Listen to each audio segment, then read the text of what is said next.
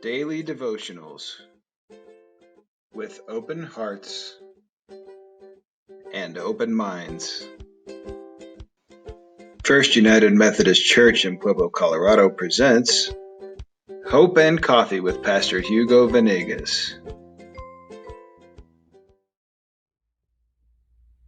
Hi, welcome back to Hope and Coffee. Happy Friday. It is Friday and we're closing out our study of the week. We're focusing on the face of rebellion, and we're talking about what God does to use rebellion to confuse people, confuse the nations, confuse individuals, and get us back on the plan of God. That is the hope, that in the midst of our rebellion, God uses confusion to get us back on track. So I have a question for you today, this Friday, this bright summer Friday. Have you ever been chosen as a family favorite? Yes, you. Have you ever been chosen as a family favorite? Well, let me tell you about my growing up days. My older brother was my grandmother's favorite, all right? My younger brother was my mom's favorite, and my younger sister was my dad's favorite. There were four of us, three brothers and one sister. So the older brother was grandmother's favorite, the younger brother was mom's favorite, and the only daughter, the youngest of all four of us, was my dad's favorite. So where did that leave me? But don't feel bad for me, because you know what? It's now until I am a grown-up man that I have become a family favorite. I have become a family favorite. You know what? I became my aunt's favorite nephew.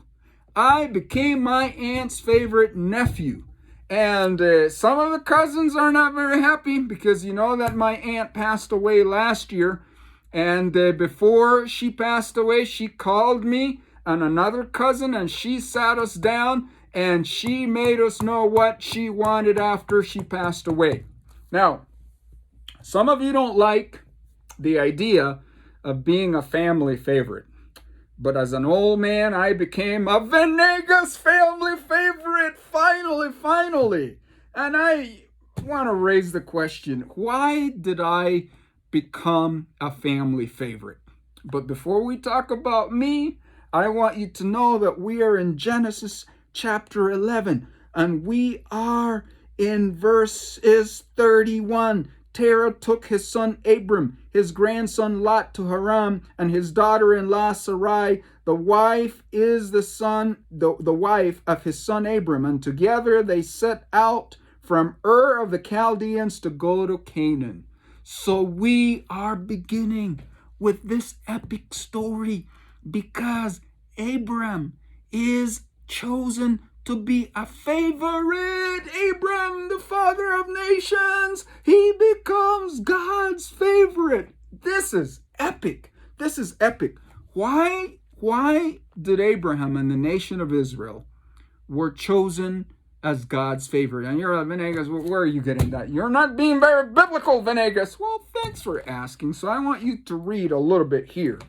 In Deuteronomy, pause, go to Deuteronomy, and I want you to go to chapter 7, verses 6 and 9, because this from the nation of Israel comes out of Abram, out of his seed.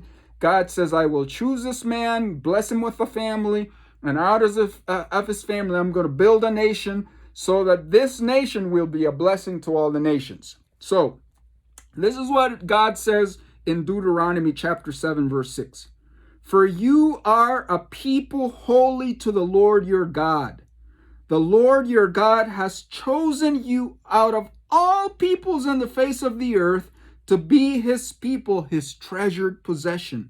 The Lord did not set his affection in you and chose you because you were numerous than other peoples, for you were the fewest of all people. So God is saying, I'm choosing my favorite out of the fewest of all people. There is a historian that says, how odd of God to choose the Jews, because they were nomadic people. They were not like the Sumerians. They were not like the Babylonians. They were not learned. They were not city dwellers. These were just nomadic people wandering, few of them, and God chose them to be his favorites. And now it says here, but it was because the Lord loved you and kept an oath he swore to the forefathers that he brought you out with a mighty hand and redeemed you from the land of slavery, from the power of Pharaoh, king of Egypt. Now therefore, that the Lord your God is God, he is the faithful God, keeping his covenant of love to 1,000 generations of those who love him and keep his commandments. So Deuteronomy, this is now we're seeing that the nation of Israel that came out of Abraham, and Abraham ties back to which of Noah's sons? Shem.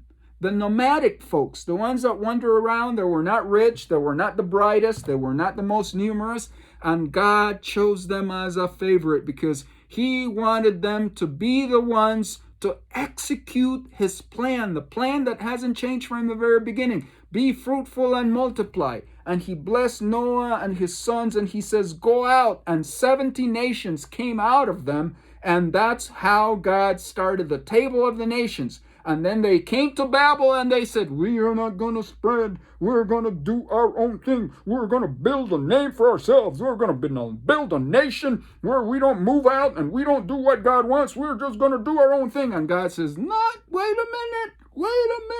And he confuses them and scatters them out. And now he chooses Abraham as a favorite, the nation of Israel as his favorite. Why?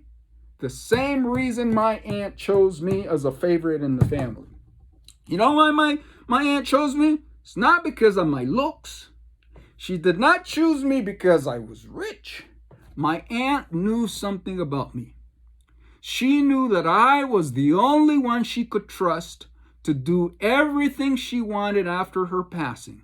And I have executed everything that my aunt wanted before she passed away, and therefore subsequently after. That's why God chose Abraham, because he knew that Abraham would do exactly what God called him to do.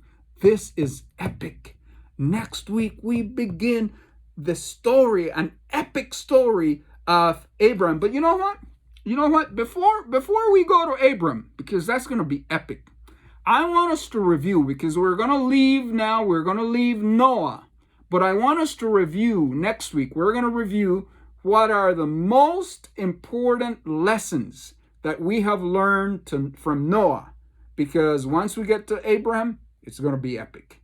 Have a wonderful, wonderful, wonderful Friday. And I got a little secret for you. You are God's favorite. He is crazy. He's crazy about you. This is Hugo Venegas from Pueblo, Colorado. Have a happy, happy, happy Friday. See you next week. Thank you for joining us for our daily devotional, Hope and Coffee, with Pastor Hugo Venegas. If you enjoyed today's devotion, like or subscribe below. We also welcome you to join our family at First United Methodist Church in Pueblo, Colorado. You can visit our website at firstumcpueblo.org, and we hope you continue to have a blessed day. We'll see you tomorrow.